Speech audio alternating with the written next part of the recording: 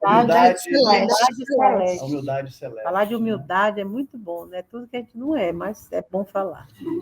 Para um dia ser.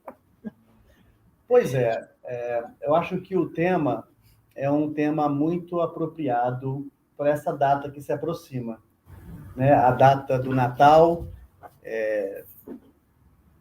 a manjedoura, o presépio, a árvore de Natal, Jesus, o Senhor planetário, vindo para estar entre nós, para nos exemplificar e trazer a mensagem da Boa Nova.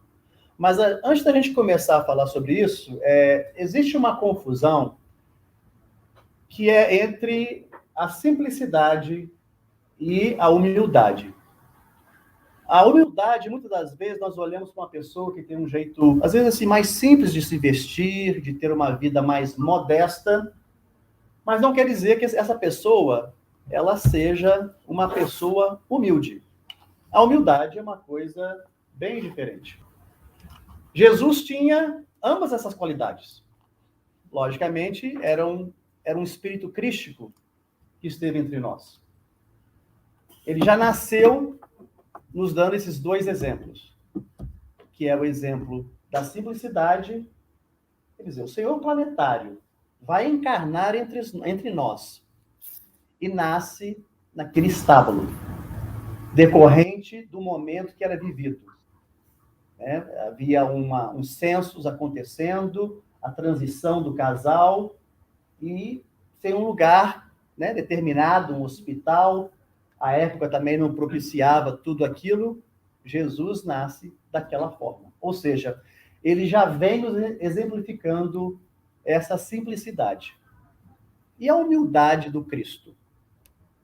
O jeito que ele falava com as pessoas, como ele se adequava, ele se moldava para falar com as pessoas sem humilhar, né? Era detentor de todas as qualidades, de todo o saber. Era um ser que estava aqui para trazer uma grande mensagem. Então, assim, é uma coisa que a gente estava conversando mais cedo. Nem toda a pessoa que tem uma vida modesta, uma vida simples, ela é uma pessoa humilde. Então, uma pessoa de grandes riquezas, que tenha um cargo executivo, uma companhia e tudo, ele não vive uma vida simples. Porém, ele pode ter a qualidade da humildade. É só para deixar isso aí bem claro. São duas coisas diferentes. E o que me trouxe também uma reflexão, Marisa, é muito legal a respeito de família, né? A gente estava falando ainda agora sobre isso no nosso grupo de orações, sobre esse laboratório que nós temos dentro da nossa casa, que é o laboratório familiar, essa troca de experiências que nós temos. Pais, filhos, avós. Fácil. Muito fácil, né? Mas como é que nós estamos... Eu tive essa profunda reflexão. Como é que eu estou me portando diante dos meus filhos? Será que eu estou sendo humilde em reconhecê-los como espíritos que estão tendo uma experiência na carne? Como é que eu estou? Será que eu estou aceitando as ideias? Ou será que eu estou me impondo por ser a pessoa que traz o pão de cada dia, por enquanto, né? Então, essa experiência entre nós, eu queria começar esse nosso collab de hoje, para que nós possamos fazer essa reflexão. Lina quer falar. Boa noite para todos aí, para todo mundo aí na internet, nas nuvens. Está meio alto, né? Mas é só para complementar aqui o que o Ronaldo começou, uma coisa interessante que eu acho que a gente entender também qual é a origem da palavra humildade. E a humildade celeste. A humildade, ele vem do latim humilis, que dá origem que vem de humus, que é aquela terra fértil, que vem de humilis, né? Que é tudo que estivesse perto do solo, perto do chão. E isso me fez pensar muito nessa humildade celeste, como assim, tendo os pés no chão, né? Estando com base, tendo uma base, e a base de Jesus Aquela era a vontade do Pai. Né? E Cortou nada... aqui um pouquinho. Cortou? Que eu estava falando que a questão da humildade de ter os pés no chão, de ter essa base no chão, estar perto. Eu acho que, pensando na humildade celeste com Jesus, ele só fazia a vontade do Pai. Né? Então, ele tinha a base dele, era essa. Então, o que a minha fome é fazer a vontade do Pai. Então, acho que ele vem de uma forma, na forma física, para mostrar, como o Ronaldo pôs aí, simplicidade e humildade. Ele vive de uma forma extremamente senhor de si, não é? Senhor de conhecedor, profundo conhecedor de si mesmo, e com esse autoconhecimento, ele se colocava completamente a favor de fazer o que o Pai desejava, ou de cumprir a lei divina. Eu acho que essa é a humildade celeste que Emmanuel nos traz também, né? Essa visão que eu queria colocar também para nós discutirmos hoje. E a gente vê o quão difícil é ter essa capacidade de ser humilde, né? Porque, como o Ronaldo trouxe também no início, essa coisa da simplicidade, da humildade, é fácil você ser simples, né? Basta você não ter vindo nesta encarnação com grandes posses materiais, você vai ter que ter uma vida simples, uma casa simples, um carro simples, uma roupa simples, né? Porque falta as posses para comprar alguma coisa mais sofisticada. Então, isso está longe de ser a humildade, que também a gente tinha dificuldade de entender, porque o humilde parecia aquele pobrezinho, aquele coitadinho, Então, não tem nada a ver com essas coisas. Exatamente. Que nós é que qualificamos, né? Então, ser humilde, inclusive, quando Jesus traz as bem-aventuranças, é o primeiro degrau da bem-aventurança, quando a gente é bem-aventurado, né? Quando a gente vai ter realmente poder dizer assim, não, eu carrego em mim já uma potência da minha alma desenvolvida e, por isso, a minha vida será assim, assim, assado. Porque a minha vida só se modifica a partir do momento que eu modifico a mim mesmo, que eu modifico não aquilo que eu aprendi para esta encarnação, mas aquilo que eu construí em meu coração para viver em qualquer vida, seja a minha vida simples, complicada, em qualquer plena, situação, né? Em qualquer situação. Então, quando você adquire uma virtude, que a humildade é uma virtude, tanto que Jesus dizia, bem-aventurados os pobres de espírito, porque eles herdarão, era eles que iam herdar a terra? Herdarão o reino dos céus. Né? O reino dos céus. Não a terra. Os mansos é que herdarão a terra. O reino dos céus, ou seja, o top, você vai ter o domínio espiritual, que era o que Jesus tinha. Jesus sabia, com todo o desenvolvimento dele, né, de um espírito crístico, veio até nós rastejando, né? Saímos de rastejar, mas estávamos ainda nos matando, não tão diferentes do que estamos hoje, piores do que estamos. Os cenários mudaram um pouco, né? Mudaram um pouco, mas a nossa capacidade de destruição ainda é grande, era até menor um pouco, porque a gente não tinha as bombas que tem hoje, a gente não tinha a tecnologia de hoje. Mas tínhamos o coração doente de querer o que era do outro, de querer pisar no outro, de achar que o outro não merecia. O outro, pela roupa que vestia, ele já era diferente, a roupa. Então, as pessoas eram conhecidas pelas túnicas que usavam, né? Ali que se identificavam as castas, as raças. Exatamente. Quer dizer, era mais, né? Era pior do que era hoje. Então, nós trazíamos toda essa capacidade de querer abraçar e administrar o material, esquecendo uma coisa básica. Éramos e somos filhos de Deus, criaturas divinas. E isso a gente não podia deixar de fora, mas a gente não compreendia, como hoje a gente às vezes não compreende, que por mais que a gente saiba que é assim, tem horas que a vida material nos consome tanto que a gente se acha, se tiver bastante posses materiais, o dono do mundo, né? Eu já vi um dia uma pessoa dizer assim, como é que eu vou morrer com esse dinheiro todo que eu tenho? Com o dinheiro que eu tenho, eu vou comprar a minha cura. Eu só não dei uma gargalhada assim, porque eu não sou ruim. Eu sou uma cristã. Eu sou cristã. Eu lembro logo, o que é que Jesus faria nessa hora? Oraria por essa pessoa e dizia assim, meu Deus,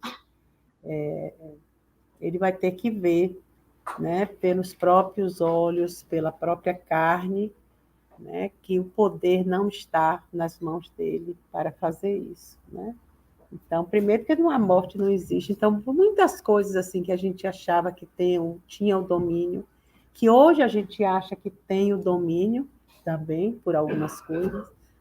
E a gente sempre, se a gente for pensar assim, analisar todas as vezes na nossa vida que a gente achou que tinha em nossas mãos o poder de resolver tudo, a gente vê que realmente algumas coisas escapam. Primeiro, que a gente não consegue nem esse domínio pela nossa própria vida, a não ser que vá nos olhando do modo completo que somos, espírito e matéria, senão também não conseguimos.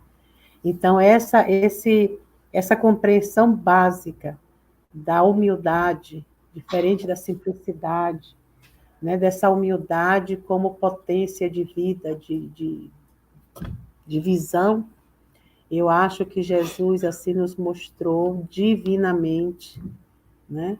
E por isso ele dominava tanto a humildade como a simplicidade, né? Pelos modos simples, pela maneira calma, pela vida simples que levou, né? Entre os pescadores, né?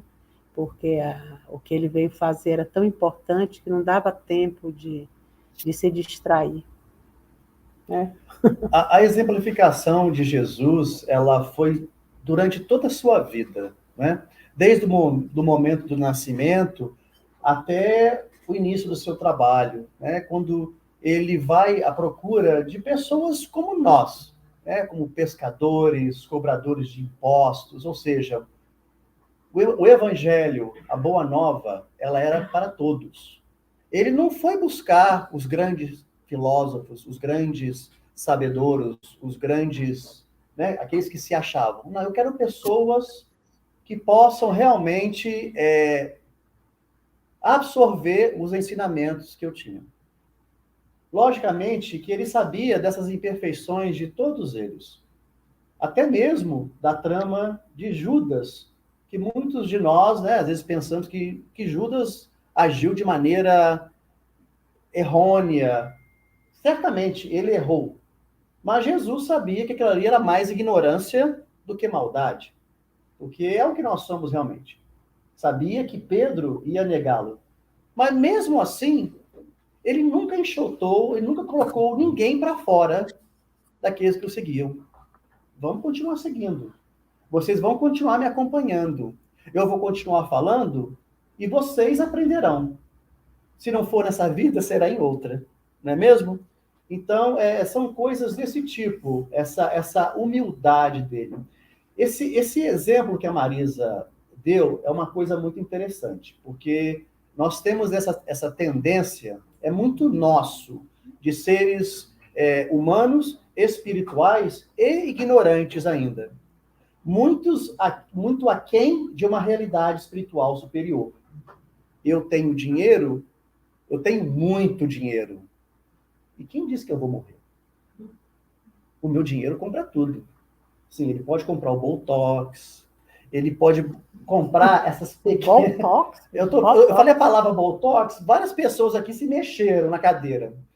Não tem problema, gente. Colocar Botox não é pecado. Botox, né? Botox. É Botox? Botox. Botox. É o meu sotaque mineiro, desculpa, gente. Então, nós podemos fazer essas pequenas coisas aí, essas pequenas extensões. Olha, eu não quero parecer tão velho. Claro, eu quero nada de errado, né? Mas uma coisa é certa, desde o dia que nós nascemos, é que nós vamos morrer. Todos nós teremos um enorme aprendizado. Alguns têm um pequeno aprendizado, porque aquele aprendizado pequenininho daquela criancinha nova, aquilo era necessário para aquela vivência dela. Mas renascerão, reencarnarão novamente. Então, essa tendência que nós temos, eu chego perto dessa fortuna material e esqueço da fortuna espiritual que eu tenho que aprender e adquirir. Então, é por isso que no princípio do nosso estudo, a gente estava falando sobre uma pessoa de ter uma vida não simples, uma vida, de repente, aí que realmente demanda certos aspectos materiais mais elevados, mas que essa pessoa pode ser humilde. Mas isso aí é um exercício muito grande. Você vir numa encarnação com essa prova da riqueza e você continuar na simplicidade, na humildade espiritual. Ou seja, é aquele CEO que conversa de igual para igual com seu empregado, aquele que lava o prato, aquele que tira o lixo. Eu, graças a Deus, eu trabalho numa firma que eu tenho isso. É uma exemplificação que vem no alto. Né? Eu tenho um CEO que fala sobre isso, que conversa com todos, que aperta a mão de todos. Jesus era para todas as pessoas. Muitos vinham até ele. Eu me lembro, são várias passagens, né, que demonstram essa simplicidade de viver e essa humildade que ele tinha para com as pessoas. Algumas vezes ele foi chamado de bom. Ele poderia muito bem falar assim, obrigado, eu sou bom mesmo. Não. Bom é o meu Pai que está no céu. Então, isso demonstra o quê? Um caráter que realmente, eu sou um missionário, eu estou aqui para fazer a vontade do nosso Pai, do nosso Criador, aquele que está lá em cima. Eu sou um representante. É um título que ele realmente aceitou e que era logicamente justo, era o título de mestre. Não tem como a gente tirar esse título. E ele realmente aceitou. Ele era o mestre, realmente. Veio aqui para trazer essa boa nova. E eu queria trazer aqui uma passagem da Bíblia que eu acho muito interessante, porque se a gente reparar, não haviam tribunais. Os tribunais de Jesus, de julgamento, eles simplesmente não existiam. Vocês já repararam isso? Jesus nunca julgou ninguém. Olha, eu sei o que você fez a semana passada. Não tinha nada disso. E as arapucas, às vezes, eram formadas ao redor do Cristo. Vocês se lembram da passagem da mulher adúltera que foi levada para ser lapidada em praça pública? Engraçado, né? Primeiro aspecto disso aí é que a mulher era adúltera, mas ela pecou sozinha, né? Engraçado isso, não foi? Cadê o homem? Então, assim, né? Desde naquela época... Ele diz a mulher. Eu que eu falo mulher... É que é mineiro. Mulher. Mulher. Então, assim, desde aquela época, já havia essa sociedade preconceituosa. A mulher pecou sozinha. O homem, ninguém sabe. Então, E hoje já se sabe que a mulher nem peca. Justamente. Então as coisas já melhoraram. Então, quando essa mulher ela é levada em praça pública, a arapuca se formou ali. Né? Porque a lei, de acordo com a lei mosaica, que eles disseram ali naquele momento, essa mulher poderia ser linchada ali em praça pública porque ela havia pecado, ela havia sido pega em adultério. Aí perguntaram a Jesus, e vós, que dizes? E ele fica em silêncio. Pensativo, escreve algumas coisas na areia e dá a sua resposta, o seu ensinamento. dentre vocês aí, aquele que não tiver um pecado, que atire a primeira pedra. Todos se foram. Todos se foram. Ou seja, ele não colocou ninguém no seu julgamento. Não houve um julgamento ali daquelas pessoas. Da mesma forma com aquela mulher. Mulher, onde estão aqueles que te acusaram? E ela consegue olhar para cima e ver que todos haviam, né? Já haviam ido. E ela fala, eles já se foram. Pois é, então se eles não te acusaram, eles não te julgaram, eu também não vou te julgar. Vá e não peques mais. Ou seja, tenha uma vida melhor, né? Mude as suas... Se respeite, né? Tenha assim, uma visão diferenciada da vida. Então a gente pode ver aí que um ensinamento... Então você vê um ensinamento desse tão profundo, tão bonito, ele tinha que vir de um ser como Jesus. Não é mesmo? Ana Lina?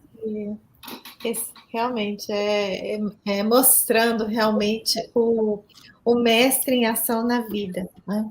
E lembrando a questão da humildade que Marisa colocou, que é a primeira bem-aventurança, o primeiro degrau para as bem-aventuranças, que ele coloca que os humildes de espírito herdarão os reinos dos céus. E ele diz também que o reino dos céus está no coração de cada um, né? Então, tendo essa humildade, esse autoconhecimento, a gente vai conseguir desenvolver esse reino dos céus dentro de nós mesmos através de saber onde estamos, saber o que é que falta, né? Saber quem somos, saber onde é que a gente precisa melhorar e também não ficar naquela de eu não sei fazer, ou eu não consigo fazer, né? Como diz o Décio, a falsa modéstia, porque tem gente que sabe fazer, sabe que consegue fazer e diz, não, eu não consigo. Isso não é humildade, né? Isso você pode chamar de falta de boa vontade, preguiça, o que você quiser, mas não vai ser humildade. Outra coisa que acho que a humildade nos traz, quando a gente diz assim, ela coloca você num patamar em que você sabe exatamente onde é que você precisa trabalhar, quais são o que é que está faltando, né? Qual é a virtude que está faltando. E eu acho que isso é que também nos ajuda a desenvolver esse reino dos céus dentro de nós mesmos, porque você sai da posição de vítima e fala, é isso que eu preciso fazer, é isso que eu preciso aprender e é isso que eu preciso conquistar.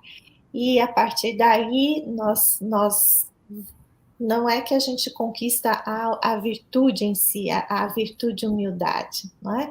Mas a gente vai conquistando degraus na nossa vida que vai ajudando a gente a ser cada vez mais humilde, não é?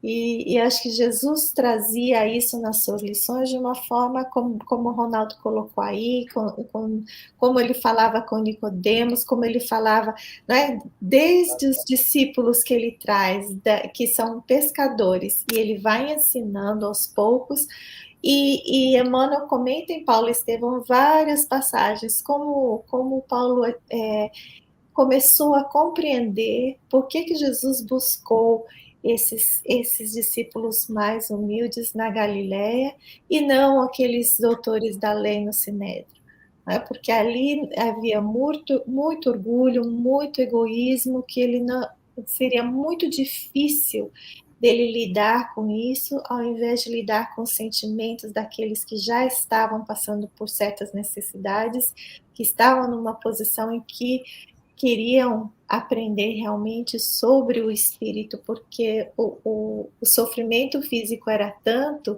que ajudava naquele momento. E quando a gente sofre, a gente quer Deus, né? A gente busca Deus. Quando a gente está bem, está lá feliz da vida, tudo tá bem, a gente pensa que a nossa vida, para que mudar, né? Time que está ganhando, melhor não mexer. Então a gente fica meio...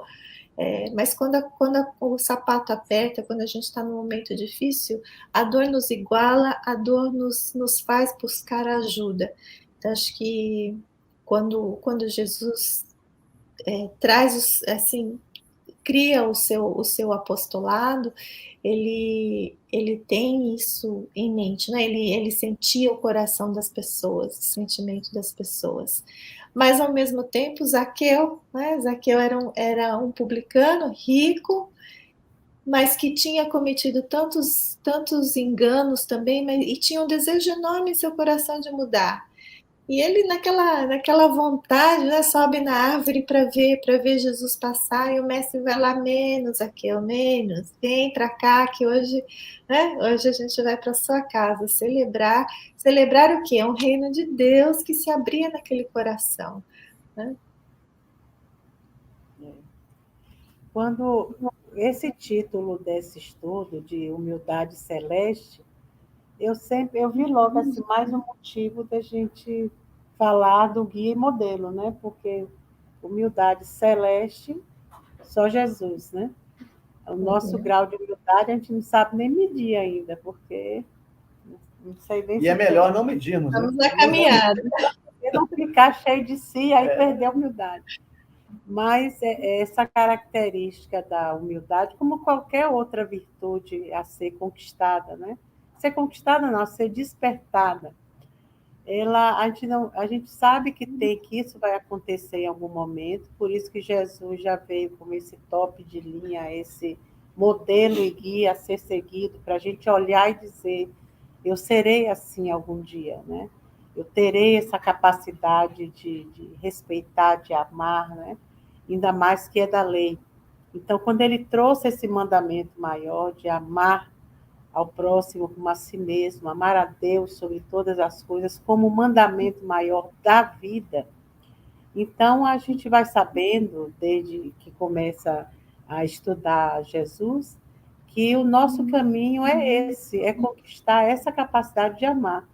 E para ter essa capacidade de amar, a gente fala muito eu te amo para todo mundo, né? O amar o outro, amar o filho, amar os animais, amar né, o amor, né, o marido, a mulher, aquele a quem a gente, né, os companheiros e as companheiras. Então, essa capacidade que a gente tem de amar já nesta vida, de a gente sentir isso, imagine, não é de jeito nenhum o amor na sua plenitude. Né? O amor como Jesus amava, nos mostrou que era assim a capacidade de amar, como ele fazia. Então, ele foi mostrando através dessa postura de ser humilde, por exemplo. Para ele poder ser humilde, ele tinha que se reconhecer nas suas fragilidades, senão você não pode ser humilde. Se você não tolera a sua própria incompetência, você não vai ser tolerante com o outro. Então, é todo um voltar para si primeiro, conhece-te a ti mesmo, entendeu? A partir do momento que a gente se conhece pequeno, a gente começa a respeitar aquele que também é pequeno, ou menor que nós, ou um pouquinho maior que nós. A gente passa a se ver dentro de um âmbito de convivência em que uns aprendem com os outros. Mas quando a gente não consegue, por isso que a humildade é o primeiro degrau, porque se a gente não consegue esse nível de tolerância, de respeito, nem conosco, nem com o outro, a gente nem vai para as outras bem-aventuranças, porque não vai conseguir. Vai ficar subindo e caindo da escada de novo. E olha, subi aqui, aí caiu de novo. Então, essa ideia da bem-aventurança ser essa escadaria assim que a gente vai, né, galgando, é legal da gente estudar assim, porque a gente vê que a gente ainda está no primeiro degrau, subindo e caindo, subindo e caindo. Então, há de se fazer um esforço assim, sobre-humano para poder... Sobre-humano que eu digo que tem que sair do humano para o espírito, né? Viver a sua humanidade como um espírito imortal, porque senão a gente não consegue dar assim uma qualificada na nossa evolução. Né? O que é que eu estou fazendo por mim mesmo? Porque a gente pensa muito no que o outro está fazendo, não está fazendo e deveria fazer. Né? Fulano é assim, devia ser assado. Faz isso porque está errado. Por que não faz aquilo? Então, nessa hora de julgar o outro, nós somos assim o dono da verdade, somos de Jesus para lá. Mas só na nossa. Temos PhD nisso, né? Mas só porque somos pessoas completamente iludidas. Porque se a gente realmente fosse olhar, a gente ia respeitar o outro, inclusive pela incapacidade que ele tem de fazer alguma coisa. Assim como nós também temos nas nossas pendengas incapacidade para poder fazer determinadas coisas. Aí a gente vai se ver mais igual, é isso que nos torna melhores. Jesus era melhor porque era assim que ele se via. Ele não se via maior do que nós. Ele via que nós éramos já maiores, iguais a ele. Tanto que ele via, a gente sempre diz, né? Jesus já via a árvore. Ele não via em nós a semente brotando. Ele já falava com a gente vendo a árvore. Né? Por isso, Paulo de Tarso, por isso, Zaqueu. Né? Senão ele não deixava esses acontecimentos que veio com o Evangelho, que foi justamente não só com os pescadores, mas com os homens da lei, né? Que você pode estar naquela condição, mas já está assim à beira de se tornar alguma coisa melhor. Né? Então, a gente hoje até conversou sobre André Luiz. André Luiz se tornou o André Luiz que a gente conhece hoje no mundo espiritual. No mundo espiritual, ele deu a grande guinada através da reflexão que fez sobre, né, durante 7 anos, 8 anos, sobre a vida dele, porque ele estava num local onde só tinham sofredores e que todos gritavam para ele que ele era um suicida. E ele, eu sou um médico competente, salvava vidas, como é que eu era suicida? Aí que ele vai analisando, e vai chegando à conclusão que tudo que ele entendia fazia parte de uma vida material. E a única coisa na vida material que ele nunca deu muita importância, não achava que deveria dar importância, foi o tempo que ele passou sendo levado à igreja para rezar, e na casa de Deus, os pais eram católicos. E isso ele nunca parou para estudar, para ver, será que isso é coerente? Será que isso é alguma coisa? E aí ele foi ver que naquele momento era a única coisa que faltava para o entendimento dele, né? E aí é que ele grita por Deus, e aí ele levanta e vai fazer o que tem que fazer. Mas é interessante como, né, todos esses espíritos que chegam, né, às nossas mãos através dos estudos, a gente vai vendo e precisa ir se vendo em cada caso. Né? Todas as vezes que a gente analisa um caso, tem que se ver lá, porque senão não vale a pena. Eu acho muito interessante, são esses chamamentos. Como esse despertar de cada um acontece. André Luiz, aí no caso, foi através de muita dor no umbral. Eu não sou suicida. As pessoas, os espíritos ao redor dele, continuavam chamando ele. É um suicida. O único caminho era o quê? Eu estou no lugar indesejável, eu me sinto mal aqui, sou perseguido, não me acho da maneira que eles me chamam. O que foi a saída dele? Elevar o pensamento. Não consigo ir para casa. Para casa não dá para voltar mais.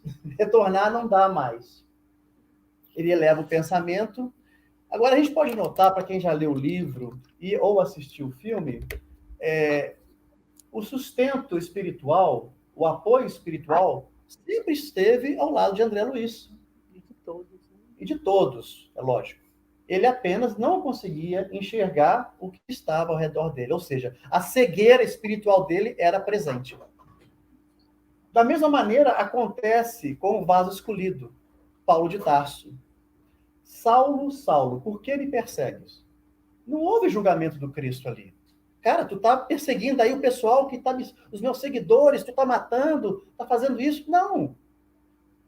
Eu vou chamar Paulo agora, o Saulo, para a maior reflexão da vida dele. Ele vai ter uma cegueira temporária. Depois ele vai recobrir a visão e vai ver a vida de uma maneira diferente. Saulo, Saulo, por que me persegues? Então, o que acontece com Saulo ali? ele vai acordar para uma realidade totalmente diferente. Ele vai meditar sobre tudo aquilo que aconteceu na vida dele. Ele vai para o deserto, ele fica lá aqueles anos todos, refletindo sobre seus atos, suas atitudes. E depois, o que acontece? Ele começa a servir. Aí que vem o despertar dele.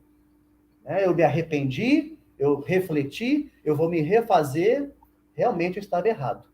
Então, a gente pode observar aí que é o vaso escolhido, chamado Paulo de Tarso, em uma vivência, em uma experiência, ele tem essa experiência gigantesca e traz para a gente esse conhecimento maravilhoso.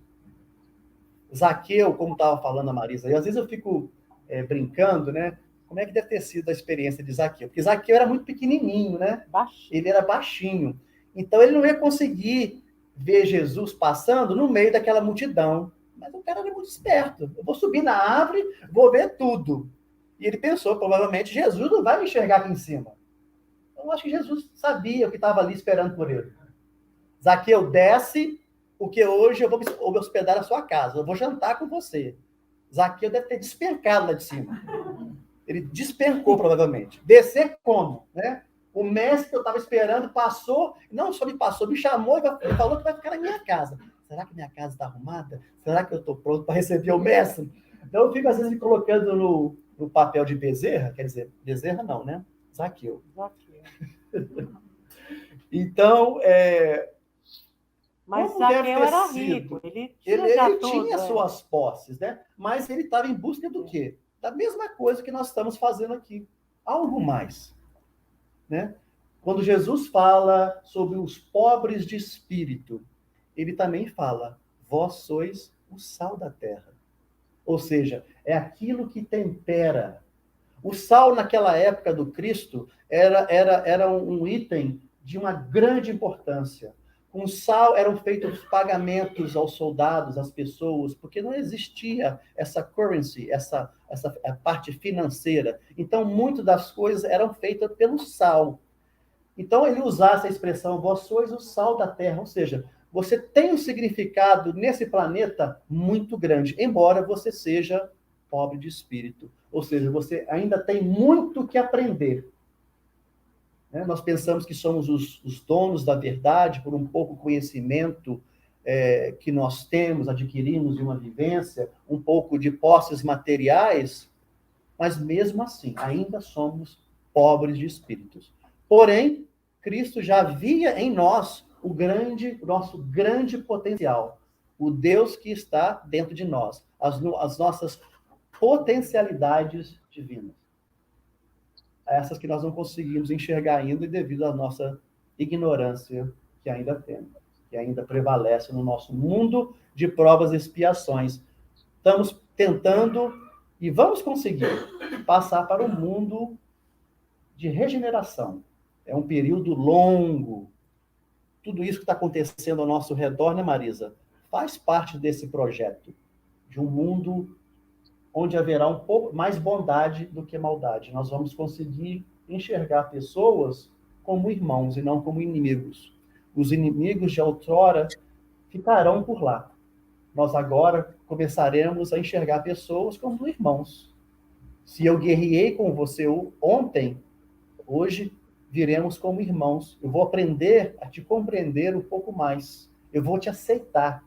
O meu pai, hoje, se foi o meu inimigo, esse dessa encarnação não foi bem trabalhado, quem sabe?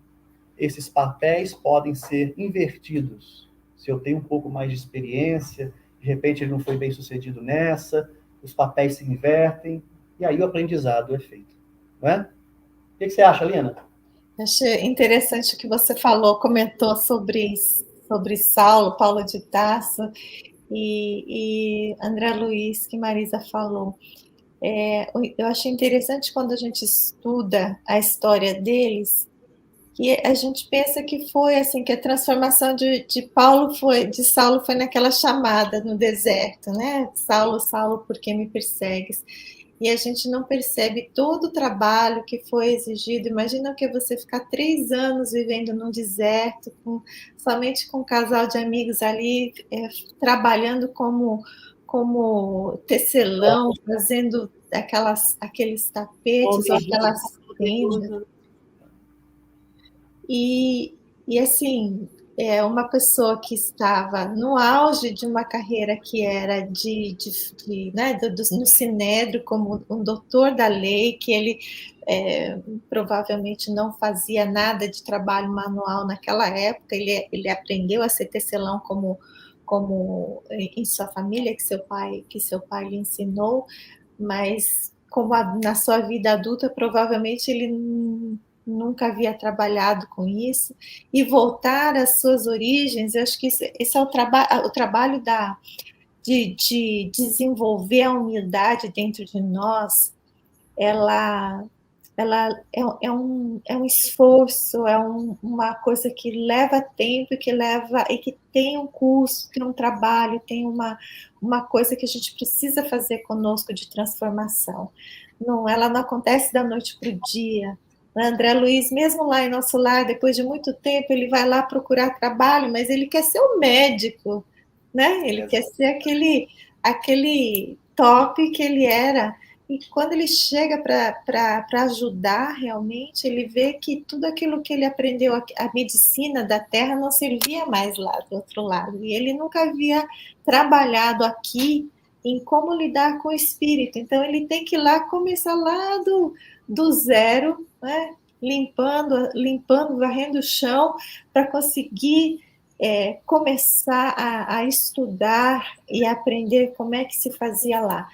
E acho que isso, muitas vezes, aqui a gente pensa assim, às vezes a gente é levado, a vida nos leva a momentos em que nós precisamos ou recomeçar, seja um recomeço sentimental, seja um recomeço material, seja um recomeço amoroso, né? Muitas vezes a gente pensa que aquela dor nunca mais vai acabar, porque a vida acabou para a gente naquele momento, e o tempo vai passando, nós vamos vendo que somos incapazes de vencer mais aquele obstáculo, vencer mais, usar aquela oportunidade para um crescimento pessoal, e só o tempo mesmo que mostra para a gente essa nossa força, vai nos dando a força, se nós demos a chance para nós mesmos, né, de recomeçar. Eu acho que Jesus tinha isso, ele tinha, como o Ronaldo falou de Judas, ele não mandou Judas embora do grupo, ele deixou que Judas fizesse, que seus próprios atos ensinassem para ele que aquilo era um engano. Ele não foi lá e falou para Judas que, não é? Você não pode fazer isso, ou você vai me trair, ou o que você está fazendo não vai funcionar. Não, ele deixou tudo correr. E eu acho que conosco também nós temos essas chances em que nós somos levados até um certo ponto, mas o nosso livre-arbítrio nunca é desrespeitado ao ponto de nos impedir de fazer algo, mesmo que aquilo nos cause dor no final.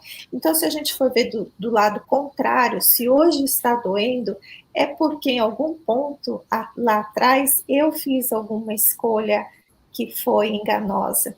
Então, às vezes a gente pensa assim, poxa, mas está doendo tanto, o que eu fiz? Eu não lembro. Muita gente me fala.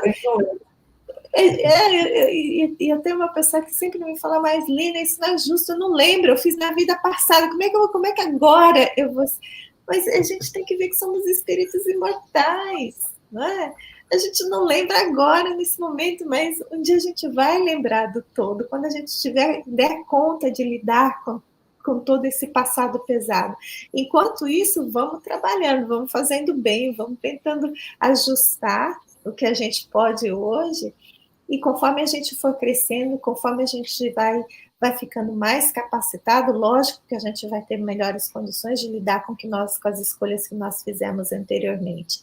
Mas hoje eu acho que essa humildade nos traz essa posição de que Deus é maior que eu, Deus sabe muito mais do que eu, ama muito mais do que eu. Então, vou confiar que o que está vindo hoje para mim me pertence e o que é que eu vou fazer de melhor com isso? Como é que eu posso ajudar, né, a mim mesma e a todos que estão à minha volta melhor? Com certeza não vai ser reclamando e sofrendo e chorando da minha dor, não é? Porque cada um com a sua, e ainda vão ter que ouvir a minha, além da dor que eles sentem. Acho que isso não é por aí.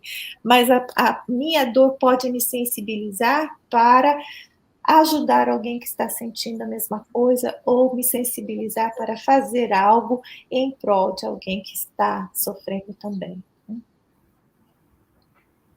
Eu estava aqui pensando, viu? Eu gosto muito nessa época de Natal, no mês de Natal, que a gente sempre tira assim, né, para ficar falando de Jesus, trazendo, né, esse exemplo vivo. E aí eu estava aqui ouvindo vocês e pensando assim, meu Deus, como é difícil cada um entender as coisas, né? Existe uma finalidade para a vida de todos, isso é comum a todos. A finalidade é o cumprimento da lei para poder crescer, evoluir e ser feliz. E a lei de amor, principalmente, porque a lei de Deus é a lei de amor. Né? Amar e ser amado, respeitar e ser respeitado, viver nessa... Mas aí a gente encarna e reencarna em diversas religiões e conhece muitas coisas e é sempre mais infeliz do que feliz, né? Faz muito mais coisas erradas do que coisas positivas, sempre assim. Aí a gente chega agora nesse momento atual que estamos vivendo, que é maravilhoso estar vivendo, né? No século XXI, já pensou essa coisa maravilhosa, muita coisa ruim ainda acontecendo, mas muita coisa boa sendo descoberta, sendo feita, tudo sendo visto. E aí é isso mesmo, a gente só faz aquilo que quer e na hora que quer, porque assim fomos criados livres para fazer, para tomar as decisões, mas sempre vai ter no nosso cenário de vida, acredite ou não na multiplicidade de existências. Eu acho que hoje ninguém mais acredita, né, que só existe essa vida, que essa vida seria muito pouco. E seria injusto, né? E seria tudo desordenado. Hoje não dá nem para a gente compreender isso. Mas também, às vezes, para entender, né, que nós somos seres imortais, também às vezes fica um pouco difícil, né? A gente tem que pensar, por isso que às vezes ter acesso assim a todo esse conhecimento espírita e o Evangelho de Jesus é uma delícia, porque faz a gente pensar, principalmente os internados, né, na casa espírita, faz a gente pensar todos os dias que as coisas não são tão assim, não são tão feias como elas se mostram. Parece, né? E que realmente há necessidade de ter esta compreensão de que é preciso acreditar em alguma coisa. Quando você falava, eu estava me lembrando de Marta e Maria, que nós somos o tempo todo Marta e Maria. Né? Sim. Maria querendo sentar ali de frente do Cristo, ouvir ele falando, e Marta preocupada, o que é que eles vão lanchar, cadê, a casa está suja, será que lavaram o banheiro? E vamos, e fica naquela coisa, né? Porque o mestre estava ali com alguns discípulos, e Maria não queria nem saber, sentou no chão, e aí, diga, mestre, que eu quero é te ouvir. E Marta, mestre, fala com esta menina aí para levantar e me ajudar, que eu tenho muita coisa para fazer. E ele, Marta, não se aveste tanto, não. Maria só escolheu a melhor parte. Ele nem disse que Marta está errada em querer fazer os afazeres da casa, e nem diz que Maria está errada em querer ouvir. Ele fala ali que daqui a pouco ele vai embora e ela não vai ouvir mais. E valorizar aquilo, né? Mas quantas vezes dizem isso para uma pessoa que você vira em casa e diz assim, eu vou ali no centro assistir uma palestra. Não tem coisa melhor para fazer, não? Já viu os pratos, se é o marido, né? Aquele marido amoroso, né? Já viu se as crianças estão dormindo? Vai deixar as crianças acordadas para eu tomar conta? Como é que é? Tudo tem uma condição para quando você quer. instruir o seu espírito, né? E às vezes você mesmo coloca condições. Ah, não, eu acho que eu não vou não, porque olha, hoje eu não fiz isso, não fiz aquilo, amanhã eu vou fazer aquilo outro. Eu nem penso mais assim, porque quando eu penso assim amanhã, eu digo, e se eu não estiver encarnada? Eu já penso assim. Então, deixa eu ir fazer o negócio, porque eu sei lá, se eu for hoje, eu já vou do centro mesmo, já vou muito bem acompanhada. Exatamente. Se eu estiver fazendo aqui esse negócio que eu não estou nem com vontade de fazer, já vou contrariada, então já não vou nem saber para que lado eu vou. Vou descer logo a escada do umbral e encontrar o pessoal lá embaixo e achar que está tudo bem. A turma? A turma. Então, é aquele negócio, né? Quando você se torna espírita, a primeira coisa que todo dia você pensa que você pode morrer a qualquer hora. É a certeza que nós temos, né? É.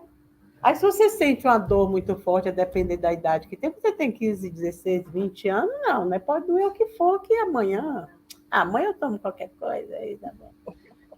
Mesmo que no outro dia capote. Porque tanto morre o bebê como morre o idoso, né? Mas quando você já está assim, feito nós, numa certa idade crítica, né? Aí começa a sentir uma coisa ou outra, aí né, já liga para as amigas. E aí, fulano, você já sentiu um negócio desse assim, né? Tão interessante, né? Mas não dá mais medo, graças a Deus, né? Antes não, você já ficava, meu Deus, eu vou ligar, o médico, não sei o que. Agora não, agora você fica, não sei por que, tranquilo, mas não porque esteja, não, com vontade de ir. Pelo contrário, não quer ir de jeito nenhum. Né? Mas eu fiquei pensando nisso, como é difícil a gente entender o básico, né? Eu estava olhando assim, a gente aqui reunido de noite. Hoje, como às vezes a gente se reúne dia de quarta-feira, ou dia de sábado, ou dia de domingo, e eu digo assim, menina, a gente fica assim em torno de assuntos que são cruciais para as nossas vidas. Não é para essa, não é para as nossas vidas. Né? E para as vidas daqueles que se propõem a vir na encarnação perto da gente, porque senão a gente vira um estorvo. Mas como é bom isso, né? Como é bom assim ver que a gente já se presta a esse trabalho para conosco mesmo, para com a vida, para com as vidas que vamos ainda viver. E já não esperneamos tanto, porque já houve tempo que a gente fazia justamente o contrário. Precisava do deserto de Paulo, precisava do umbral terrível de André Luiz, tendo uma mãe top de linha para assessorar ele, nem a mãe conseguia se ele não quisesse. Para a gente ver que a gente não consegue nada, nada, sem realmente se propor a isso.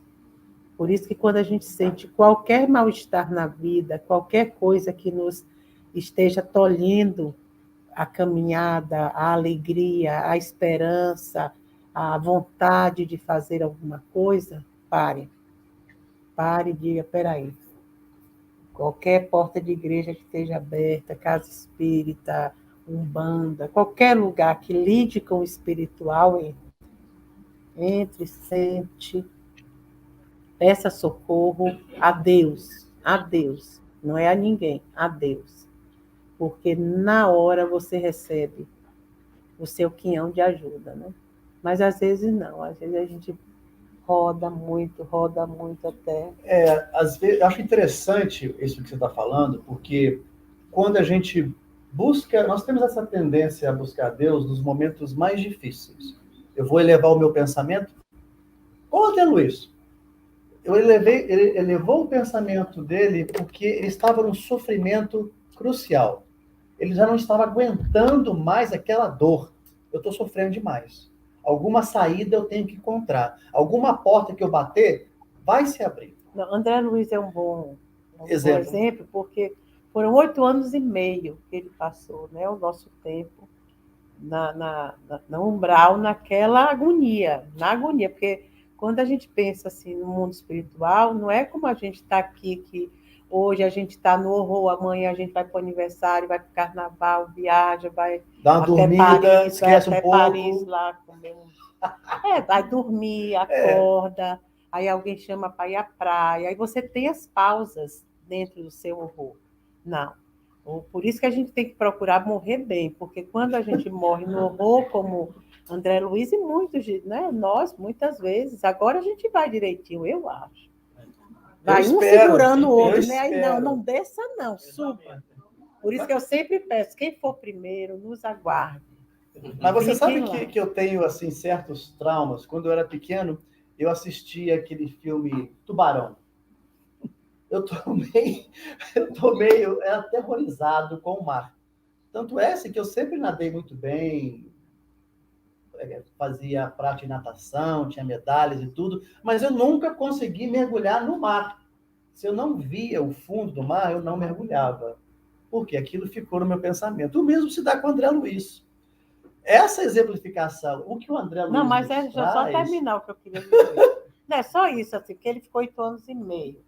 Ele caiu, na real, nesse parado ali, porque você, no mundo espiritual, você está ali, entre você e você, é um espelho. Então, para ele chegar a essa conclusão, foi nos últimos minutos do segundo tempo. Não foi assim, chegou aí, então, não.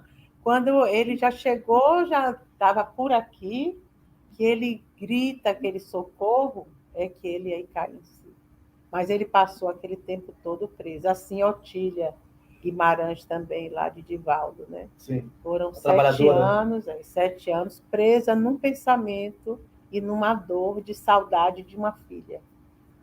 E ficou sendo ali. Sendo trabalhadora espírita, conhecedora da causa. Médium da casa. Lá tem uma livraria linda com o nome dela, que era muito estudiosa. E ela toda, Joana, toda Bezerra, todos os espíritos cercando ela para tirar ela daquilo. 7 anos.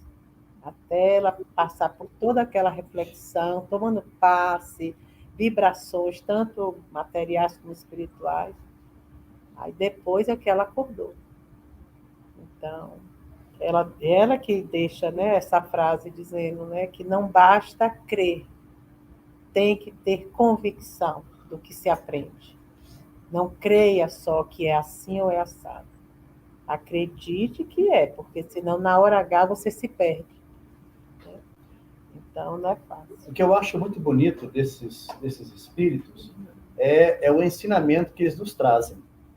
Eu vou transformar a minha dor, aquilo que eu passei, para um ensinamento para vocês. Eu vou transformar nisso num livro. Eu vou usar de um médium, né?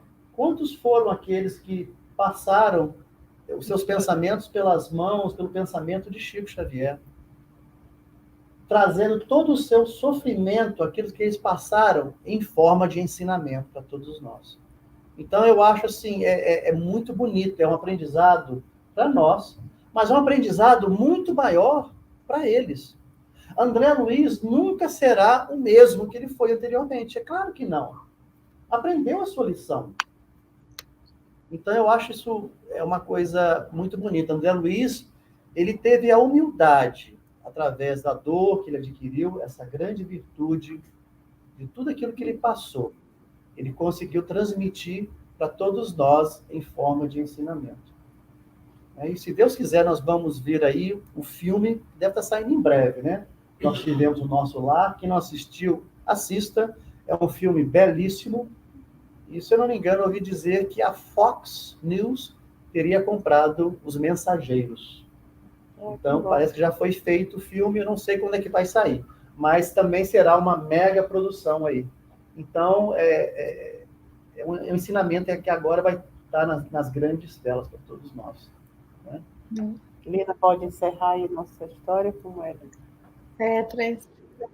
Já estamos aqui na hora da aula, mas eu só queria terminar a minha parte com um ensinamento de Emmanuel, que ele diz sobre a humildade celeste em Cristo, que ele nos ensina que quanto mais poder, mais amplo o trilho aberto às nossas almas, para que para que sejamos não apenas humildes na terra, né, mas humilde pelos padrões de Deus. Eu acho que é um convite a entendermos melhor não o que nós queremos, nós homens queremos aqui na Terra, mas o que Deus quer para o universo, para os universos, né? É que não dá para ser tudo para mim, tem que ser para todos nós, tem que ser bom para todos. É isso aí. Né? Ser bom para todos. Isso aí é muito interessante, né? Não é para mim, é para todos, né? Ah, é. Não adianta querer só